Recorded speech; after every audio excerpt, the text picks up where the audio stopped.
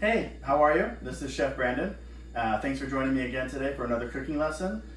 Today, a little bit different. We're not choosing a different food from a different region. We're choosing something near and dear to my heart. And this is my great aunt Phyllis's chicken. Now, if you know me and my family, they don't cook. Nobody in my family cooks. They don't like to cook. They say they do, but that's only because I'm a chef and they have something to talk about. My great aunt Phyllis made this famous within our family. It's one of the only things, and as a child, it was one of my favorite growing up. What it is, it's going to be a pan-fried, breaded chicken breast with some sauteed mushrooms on top and a little bit of melted jack cheese. The whole thing goes in the oven, comes out delicious. You could serve this with mashed potatoes, rice, pasta, and then any kind of vegetable. My favorite was corn. And that's what I'll be doing today with this. I'm going to show you how we make the chicken and the mushrooms. And after that, you're on your own. You can figure out what you want to serve it with. So I'm going to take you through step by step. So for this recipe, you're going to need boneless, skinless chicken breast. I'm going to show you how we're going to prepare it. So I take the single breast, and what I like to do is I'm just going to cut it a little bit thinner. A piece this thick takes a long time to cook, and usually what happens when you bread it, the breading would get very, very dark on the outside, and then the inside would be raw. So to eliminate that, I like to just cut it in half horizontally.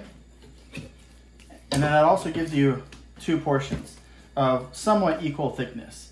And I went ahead and I've done that with all these other pieces.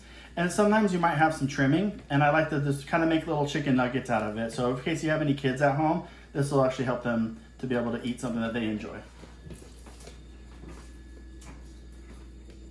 At this point, I want to go ahead and I want to season the chicken. You can go a couple different ways. You can just mix everything in a bowl, but sometimes I feel like it doesn't actually, seasoning doesn't get all over evenly. So if you have your cutting board out, I just like to kind of lay out the chicken. Just lay the chicken out. That way you can season all equally and make sure everything gets the right amount of seasoning. The key with anything you're breading is seasoning. The little pieces I'll go ahead and leave inside. What I have right here is a mixture of garlic powder, onion powder, salt, pepper, and parsley. And I'm just gonna go ahead and just sprinkle this all over. Now I don't have salt in this mix because I wanna be able to put the amount of salt that I want to on each piece. Sometimes when you put salt in a mix, it doesn't evenly distribute. So then I'll go over to my salt, and then I'll go ahead and put salt over it. Okay, and then I'm gonna come back, okay, and then we'll season our little nuggets, and we'll season the other side. You gotta make sure that especially your chicken itself has to be seasoned well. And you wanna make sure both sides get seasoned. And we're even gonna season all the different components that go into our breading. Fried food is very simple, or even pan fried, but it needs flavor, it needs help. So what we're gonna go do, I'm gonna go ahead and take this chicken, I'm gonna put it back in my bowl.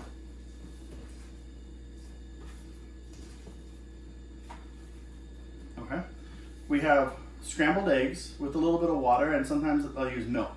This is all-purpose flour, and this is panko breadcrumbs. You could use traditional breadcrumbs, which are much finer, but I like panko breadcrumbs because they get really, really crispy and a little bit finer larger of a grade. So, a little bit of that seasoning inside each one, and just a little bit of salt inside each one. Okay? We're gonna mix all that up. Just mix that one up. And at that point, you go ahead and take your gloves off. We have our breading station ready. We have our flour, our eggs, and our breadcrumbs. The flour adheres to the chicken, the eggs adhere to the flour, the breadcrumbs stick to the eggs, and then it makes a nice crust. We're gonna lay everything in here and then we'll cook it off afterwards. So, I like to take it slow, and the key to this is having a wet hand and a dry hand, and I'll show you why. With the wet hand, we'll grab the chicken and we'll lay that in the flour. With the dry hand, you kind of scoop some of the flour over and just flip it. Kind of push it down a little bit and then just shake the excess off. lay that into the eggs and then come back to your wet hand. And it's just a nice dip. Let the excess drip off of it. And then go right into your breadcrumbs. And the same thing again, dry hand, and just kind of pull the breadcrumbs over, push down, give it a flip. I like to just put the breadcrumbs on top and just kind of push them down. Don't push too hard, but just a little bit. And then you have your breaded chicken. You lay that into your prepared pan. By doing that, you keep your hands a lot cleaner. If I were to go from wet to dry, you would be breading your fingers, and then your fingers would just be all gunked up, and then you'd have to wash them off, change your gloves, and just become a mess, and it's harder to touch things. Doing it this method is very, very clean. So I'm gonna go ahead and finish up the rest of the chicken, and then we're gonna go ahead and cook it off.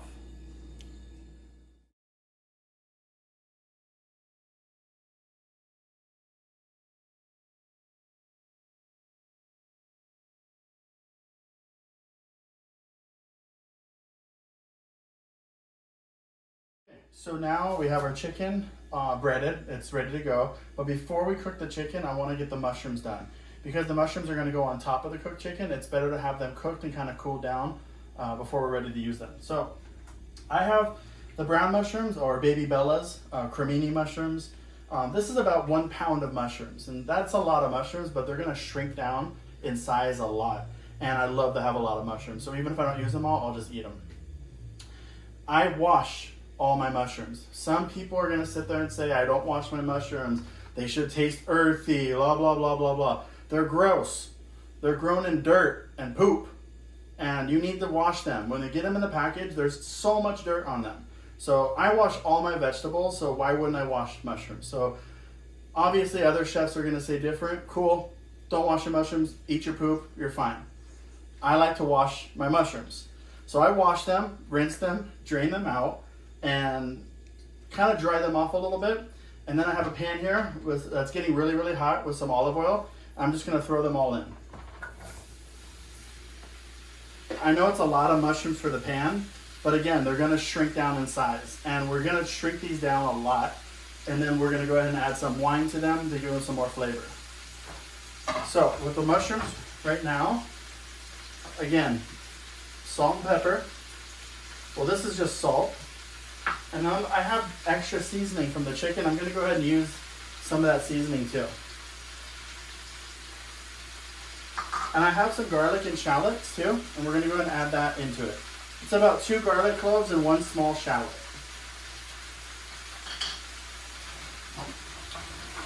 So this is gonna take a little while to cook down, but we wanna get all the mushrooms soft and shrunk down the size.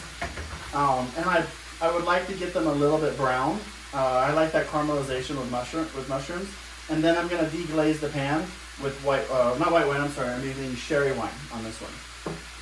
So, bear with me, this might take a little bit. So you can see after a couple of minutes, see how much moisture, how much liquid, because mushrooms have a tremendous amount of moisture. They soak up a lot of moisture. So all of this has to come out of the mushrooms. That's why we're gonna let these cook for a long, long time.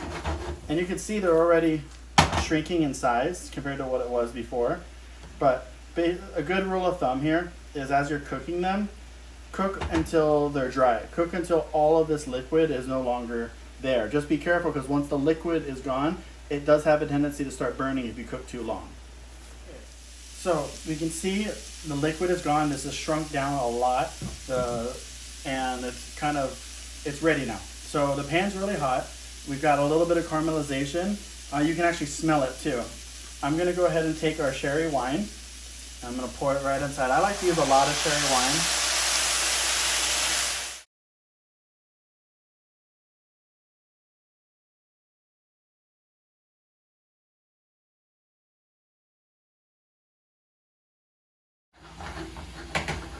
So we've taken the mushroom, we've cooked it, we pulled the water out of the mushroom.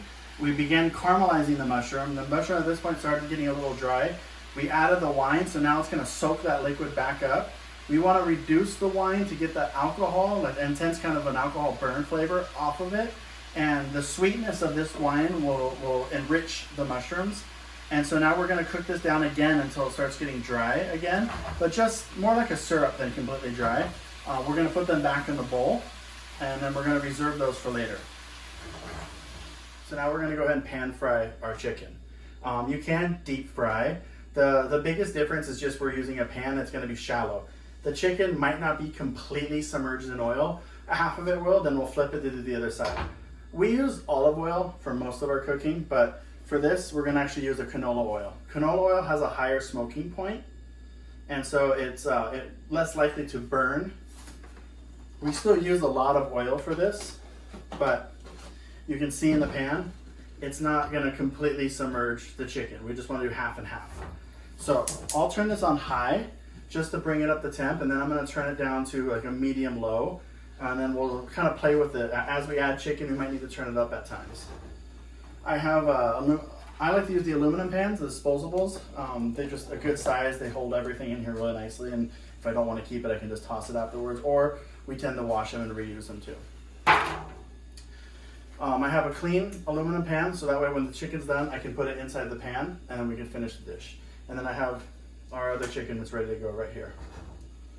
So we're gonna heat this up for a couple minutes, and then we're gonna go ahead and get started. If your oil's ready, I like to just take a little bit of the breadcrumbs and just drop it in there. Like if I can see it bubbling, it'll tell you if it's bubbling too fast, browns instantly, it's obviously too hot. This one is just starting to bubble a little bit, so it's just about there, almost ready to go.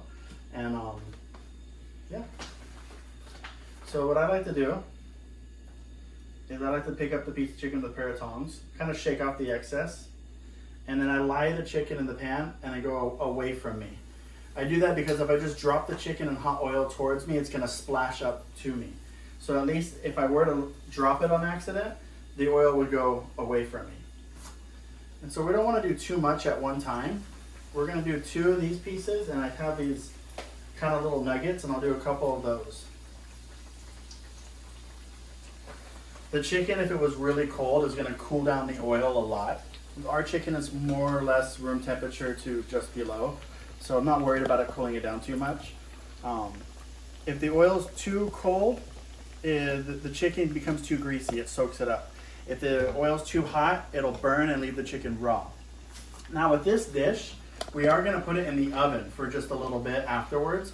So if you're afraid the chicken might not be cooked all the way, you are gonna finish it in the oven. So it can be just a little underdone because it will go, like I said, in the oven.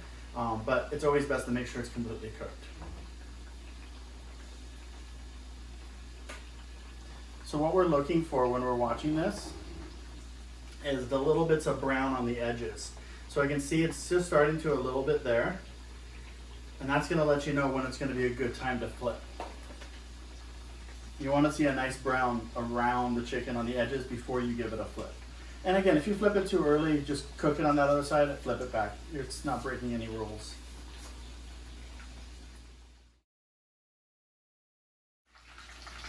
So, chicken's been flipped. It's nice and golden brown. Kind of let it drip a little bit, get that excess oil out, and then just add it to your pan. You could also use like a cooling rack. You could use paper towels to get a lot of the grease off.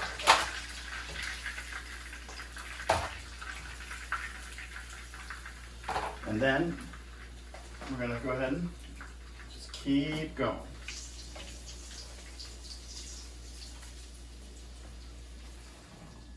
So we have our chicken all nice and golden brown and crispy. So our mushrooms, they've all cooled down. So I like just to put a nice mound on top of each piece.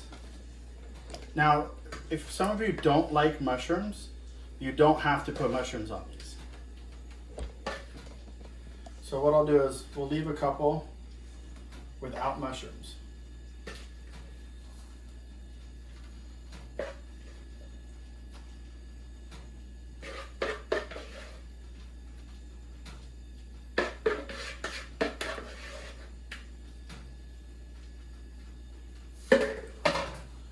And then we have our shredded cheese. You could use shredded jack cheese, shredded mozzarella. This happens to be a mixture of mozzarella, I think provolone, Asiago. It's an Italian mix, which melts really, really well.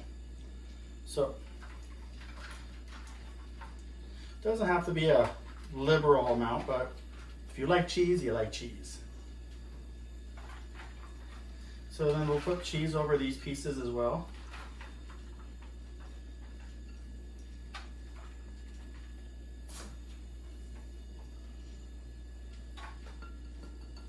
Okay.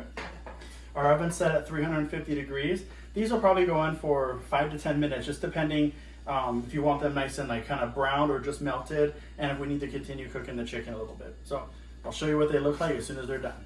Okay, well we have here Aunt Phyllis's feast. Aunt Phyllis's chicken, but this is the feast. Now Grandma, I know you're watching, and I know I made this no way close to what you remember or how you make it. And I know Mom, you're watching this, and I don't do that either.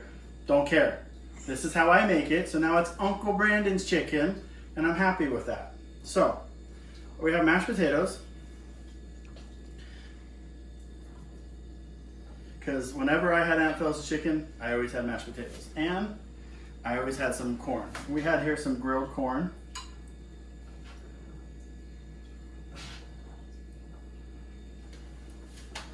And the nice piece of Aunt Phyllis's chicken.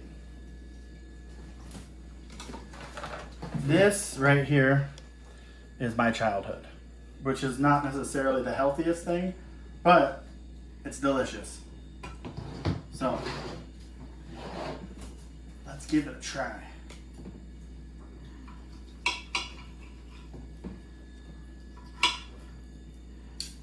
And of course, if anybody knows me, I like to eat this and all of it in one perfect little bite.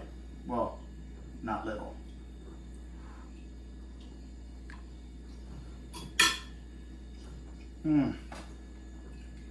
That makes me so happy.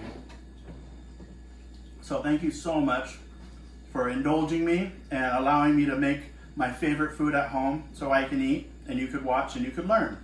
So if you have any questions, please let me know. There's multiple variations you can do on this. And again, Grandma, I know it's not the same, but it's delicious. I'm happy, and that's all that matters, is what you always told me. So I love you all. Thank you so much. Bye.